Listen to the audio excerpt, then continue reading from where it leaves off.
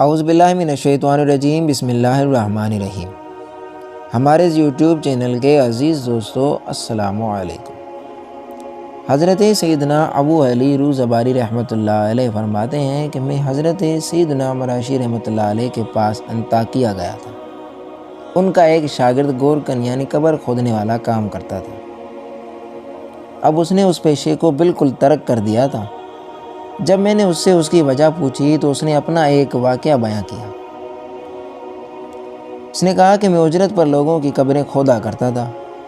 ایک مرتبہ قبر کھودتے ہوئے میں کافی پرانی قبر میں جا گرا اور میرا پھاوڑا قبر پر رکھی ہوئی اینٹ پر لگا تو قبر کا اندرونی منظر ظاہر ہو گیا۔ میں نے ایک نوجوان کو قبر میں لیٹے ہوئے دیکھا۔ اس کا جسم بالکل تر و تازہ تھا۔ بہترین خوشبودار ہوا نے اس کی نورانی داڑھی کے سیاہ بالوں کو ایک سمت میں کر رکھا تھا۔ اس کا کفن بالکل صحیح و سالم تھا، گویا آج ہی پہنایا گیا ہو۔ اچانک اس نے آنکھیں کھول دی اور میری طرف دیکھنے لگا اور میری طرف متوجہ ہو کر کہا، اے میرے بھائی، کیا قیامت قائم ہو گئی ہے؟ میں نے ڈرتے ہوئے کہا، نہیں، ابھی قیامت قائم نہیں ہوئی۔ یہ سن کر اس نے بڑی ہی پیاری آواز میں مجھ سے کہا، میرے بھائی، میری قبر کو بند کر دو۔ میں نے فوراً اس کے چہرے پر کفن ڈالا اور قبر بند کر کے واپس چلا آیا اور پھر قسم کھائی کہ آئندہ کبھی بھی کسی کی قبر نہیں کھودوں گا۔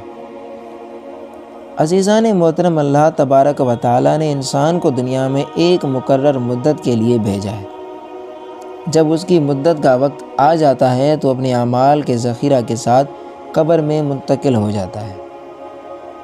پھر اس کے مطابق اس کا حشر ہوتا ہے۔ اگر نیک ہو تو اس کے لیے قبر میں جنت کی کھڑکیاں کھول دی جاتی ہیں اور وہ پرسکون نیند سو جاتا ہے۔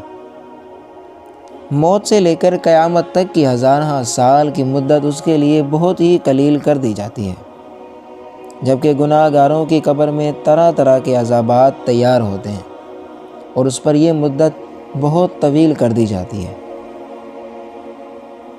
اللہ تبارک و تعالی اعمال صالحہ کو ہماری اندھیری قبر کا چراغ بنائے اور ہمیں عذاب قبر سے محفوظ فرمائے۔